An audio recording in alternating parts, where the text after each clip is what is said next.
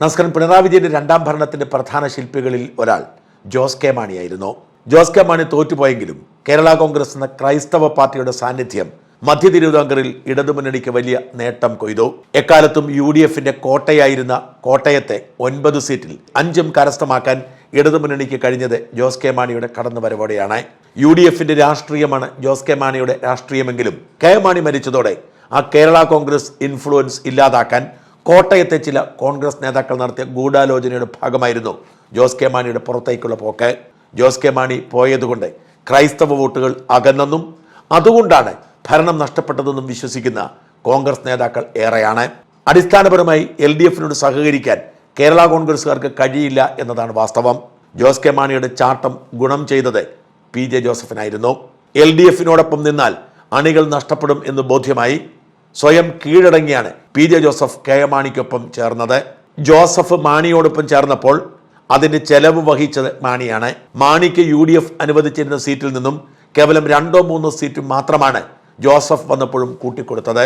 മാണി ആവട്ടെ അവർക്ക് ഏറ്റവും കൂടുതൽ സ്വാധീനമുള്ള കടുത്തുരുത്തി ജോസഫിന് വിട്ടുകൊടുക്കുകയും ചെയ്തു. എന്നാൽ മാണി LDFലേക്ക് പോയപ്പോൾ ജോസഫ് UDFൽ കരുത്തനായി. മാണിയുടെ ഭാഗമായിരുന്നപ്പോൾ 4-5 സീറ്റ് മാത്രം കൊടുത്തിരുന്ന ജോസഫ് ഒറ്റയടിക്ക് വിലപേശി വാങ്ങിയത് 10 സീറ്റാണ്. ജോസ് കെ മാണി പോയ പശ്ചാത്തലത്തിൽ ക്രൈസ്തവ ബാക്ക്ലാഷ് ഉണ്ടാവാതിരിക്കാൻ കോൺഗ്രസിന് വിട്ടുവീഴ്ച ചെയ്യേണ്ടി വന്നു. എന്നാൽ ഇപ്പോഴിതാ വീണ്ടും ജോസ് കെ മാണി UDFലേക്ക് ചേക്കേറും എന്ന് ഏതാണ്ട് ഉറപ്പായിരിക്കുന്നു.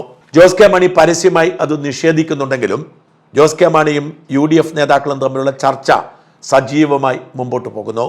ജോസ് കെ മാണിയെ UDFലേക്ക് കൊണ്ടുവരണം എന്ന വാശി സഭാ നേതാക്കൾക്കാണ്, പ്രത്യേകിച്ച് സീറോ മലബാർ സഭയ്ക്ക്. UDFുമായി ഏറ്റവും ശക്തമായ ചർച്ച നടത്തുന്നത് സീറോ മലബാർ സഭയുടെ നേതാക്കളാണ്.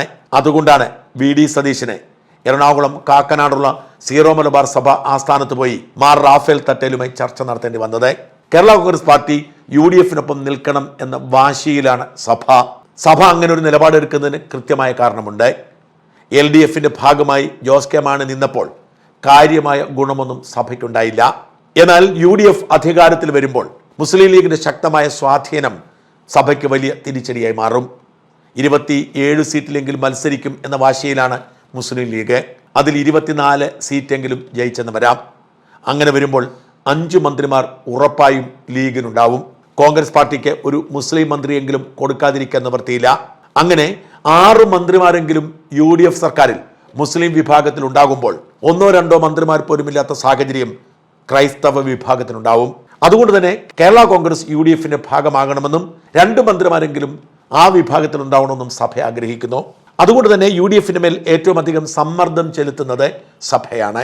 രസകരമായ സംഗതി, ജോസ് കെ മാണി വിഭാഗം UDFലേക്ക് വരുന്നതിൽ ഏറ്റവും കൂടുതൽ സന്തോഷം മുസ്ലിം ലീഗിനാണ് എന്നതാണ്. അതിന് തന്നെ ഏറ്റവും കൂടുതൽ നേതൃത്വം വഹിക്കുന്നത് PK കുഞ്ഞാലിക്കുട്ടിക്കും ലീഗിനും കൃത്യമായ ഒരു കാര്യം അറിയാം.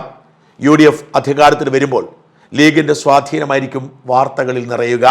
CPM അടക്കമുള്ളവർ കൃത്യമായി വർഗീയത പറഞ്ഞ് കുത്തിത്തിരിപ്പിന് ശ്രമിക്കും. അതിൽ ക്രൈസ്തവ വിഭാഗം വീണുപോവാനുള്ള സാധ്യത ആശങ്കാജനകമാണ്. അങ്ങനെ ഒരു സാഹചര്യമുണ്ടായാൽ BJPയുടെ വേര് ആഴത്തിൽ പതിയുമെന്നും ക്രൈസ്തവർ കൂട്ടത്തോടെ BJPയിലേക്ക് പോകുമെന്നും ലീഗ് ആശങ്കപ്പെടുന്നു. അത് തടയാൻ എന്ത് വിട്ടുവീഴ്ചയും ചെയ്യണം എന്നാണ് ലീഗിന്റെ നിലപാട്. അതുകൊണ്ടാണ് ലീഗിന്റെ കൈവശമുള്ള തിരുവമ്പാടി പോലും കേരള കോൺഗ്രസിന് വിട്ടുകൊടുക്കാം എന്ന് ലീഗ് സമ്മതിച്ചിരിക്കുന്നത്. അങ്ങനെ ഏത് വിധേയനെയും ജോസ് കെ മാണിയെ UDFലേക്ക് കൊണ്ടുവരാൻ തീരുമാനമായിരിക്കുന്നു. തടസ്സമായിരിക്കുന്നത് 3 കാര്യങ്ങൾ മാത്രമാണ്. ഒന്നാമത്തേത് മന്ത്രി റോഷി അഗസ്റ്റിനും റാന്നി MLA പ്രമോദ് നാരായണനും പൂർണ്ണ സമ്മതം മൂളിയിട്ടില്ല. 2 പേരും എതിർത്തു നിൽക്കുന്നു. ഇടതുമുന്നണിയിൽ തന്നെ തുടരണം എന്ന് ആവശ്യപ്പെടുന്നു. അവരവിടെ നിൽക്കട്ടെ, അവരില്ലാതെ വന്നാലും മതി എന്നാണ് UDFന്റെ വാദം. ജോസ് കെ മാണിയും കേരള കോൺഗ്രസും UDFന്റെ ഭാഗമായാൽ റോഷിയോ പ്രമോദ് നാരായണനോ ഇല്ലാത്തത് ക്രൈസ്തവ വോട്ടുകളെ സ്വാധീനിക്കില്ല എന്നാണ് UDFന്റെ നിലപാട്. എന്ന് മാത്രമല്ല 2 MLAമാർ ഇടതുപക്ഷത്ത് നിന്നാൽ തീർച്ചയായും ജോസ് കെ മാണിയുടെ ബാർഗെയിനിങ് പവർ കുറയും. അവർക്ക് 2 സിറ്റിംഗ് സീറ്റുകളിൽ പകരം സ്ഥാനാർത്ഥികളെ നിർത്താം. എന്നാൽ ഒരു പിളർപ്പിനോട് ജോസ് കെ മാണിക്ക് മടിയാണ്. പരമാവധി ചർച്ചകൾ നടത്തി അവരെ കൂടി അങ്ങോട്ട് കൊണ്ടുപോകാൻ ശ്രമിക്കുന്നു. ഇതിലൊരു ധാരണയായാൽ മാത്രമേ സീറ്റിനെ കുറിച്ചുള്ള ചർച്ചകളിലേക്ക് കടക്കാൻ കഴിയൂ. സീറ്റും ഒരു തർക്കം തന്നെയാണ്. കേരള കോൺഗ്രസ് ജോസഫ് വിഭാഗത്തിന് കഴിഞ്ഞ തവണ കിട്ടിയ 10 സീറ്റിൽ 1 സീറ്റ് പോലും കുറയ്ക്കാൻ സമ്മതിക്കില്ല എന്ന് ജോസഫ് പറയുന്നു. എന്നാൽ ജോസ് കെ മാണി വന്നില്ലെങ്കിൽ പോലും 2 സീറ്റ് കുറയ്ക്കും എന്ന വാശിയിലാണ് കോൺഗ്രസ് പാർട്ടി. ജോസ് കെ മാണി വരികയാണെങ്കിൽ 5 or 6 സീറ്റിലേക്ക് ജോസഫിന് ഒതുങ്ങേണ്ടി വരും. അത്തരമൊരു സാഹചര്യത്തിൽ ജോസഫിനെ ഇടതുമുന്നണി സ്വീകരിച്ചേക്കുമെങ്കിലും ഇപ്പോഴത്തെ ശക്തമായ ഭരണവിരുദ്ധ പശ്ചാത്തലത്തിൽ ജോസഫിന് പോവാൻ കഴിയില്ല എന്നാണ് UDFിന്റെ കണക്കുകൂട്ടൽ.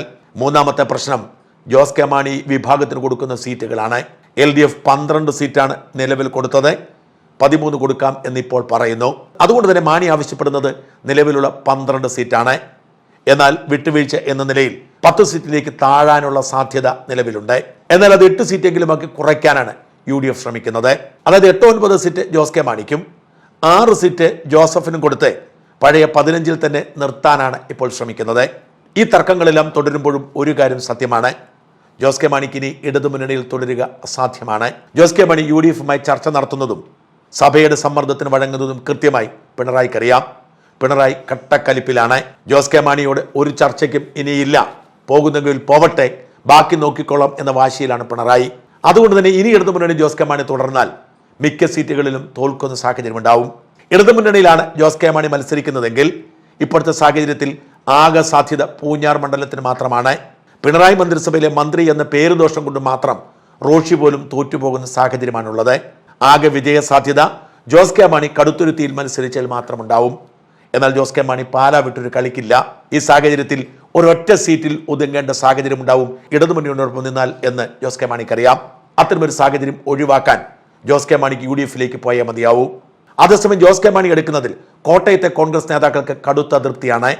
ജോസ് കെ മാണിയെ ചവിട്ടി പുറത്താക്കിയത് പോലും കോട്ടയത്തെ സീറ്റുകൾ പിടിച്ചെടുക്കാനായിരുന്നു. അങ്ങനെയാണ് അവർക്ക് പൂഞ്ഞാറടക്കമുള്ള സീറ്റുകൾ കിട്ടിയത്.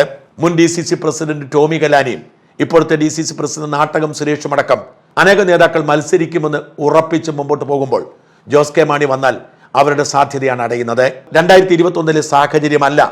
കോട്ടയത്തെ കേരള കോൺഗ്രസ്സുകാരെല്ലാം ഇപ്പോൾ കോൺഗ്രസ് ആയിരിക്കുന്നു. അവർക്ക് പിണറായിയെ സഹിക്കാൻ കഴിയില്ല എന്ന് പറഞ്ഞ് അവർ കേരള കോൺഗ്രസ് ജോസഫിനൊപ്പം ചേർന്ന് ഉടക്കുണ്ടാക്കാൻ ശ്രമിക്കുന്നുണ്ടെങ്കിലും കോൺഗ്രസിന് സംസ്ഥാന നേതാക്കൾ പറയുന്നത് ജോസ് കെ മാണിയിലൂടെ ക്രൈസ്തവ വിഭാഗത്തിന് പിന്തുണ ഉറപ്പാക്കണമെന്നാണ്. സഭയുടെ സമ്മർദ്ദം അത്രയ്ക്കും ശക്തമാണ്.